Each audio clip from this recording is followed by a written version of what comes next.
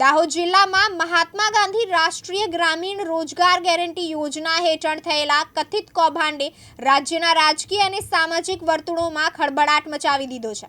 આ કૌભાંડનો મામલો નવો વળાંક લઈ રહ્યો છે, જેમાં રાજ્યના મંત્રી બચુ ખાબડના મોટા પુત્ર બળવંત ખાબડની ફરી એકવાર ધરપકડ કરવામાં આવી છે।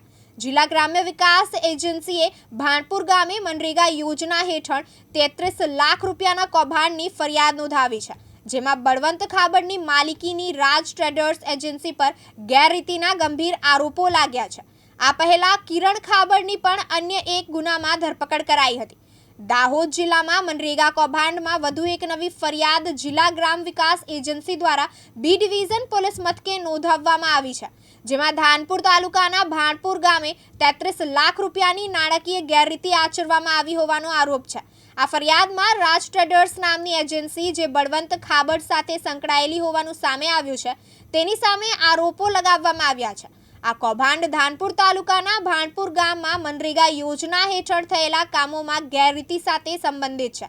આરોપ છે કે રાજ ટ્રેડર્સ એજન્સી દ્વારા ખોટા દસ્તાવેજો અને બનાવટી કામોના રેકોર્ડના આધારે 33 લાખ રૂપિયાની નાણાકીય ગેરરીતિ આચરવામાં આવી।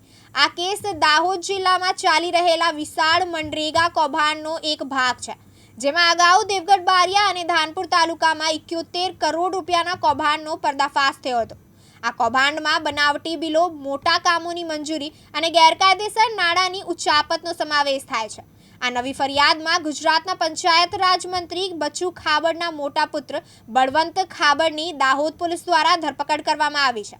જોકે બળવંત ખાબડને આ કૌભાંડ સાથે સંબંધિત અગાઉના કેસમાં 2 દિવસ પહેલા જામીન મળ્યા હતા, પરંતુ ભાણપુર ગામના 33 લાખના કૌભાંડની નવી ફરિયાદને પગલે તેમની ફરીથી ધરપકડ કરવામાં આવી છે।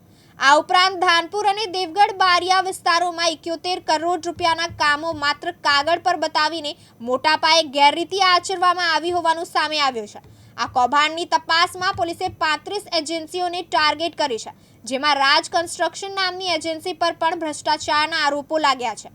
આ ઘટનાએ સ્થાનિક નાગરિકોમાં ભારે રોષ ફેલાવ્યો છે અને લોકો આ મામલે કડક કાર્યવાહીની માંગણી કરી રહ્યા છે। આ કેસમાં બળવંત ખાબડ અને તેમના ભાઈ કિરણ ખાબડ અગાઉના એક કેસમાં સંડોવાયેલા હતા, જેમાં ચીફ જ્યુડિશિયલ મેજિસ્ટ્રેટ કોર્ટે તેમને જામીન આપ્યા હતા। જોકે નવી ફરિયાદ નોંધાયા બાદ બળવંત ખાબડ ફરી પોલીસ કસ્ટડીમાં છે, જ્યારે કિરણ ખાબડની લવારિયા ગામના કેસમાં 2 દિવસ પહેલા ધરપકડ કરવામાં આવી હતી।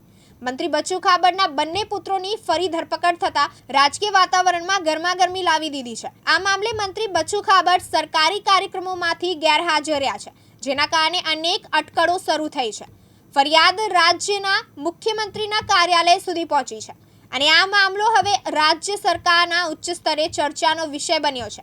ડીવાયએસપી જગદીશ ભંડારીની આગેવાનીમાં ચાલી રહેલી તપાસમાં વધુ ખુલાસાઓની શક્યતા વ્યક્ત કરવામાં આવી રહી છે।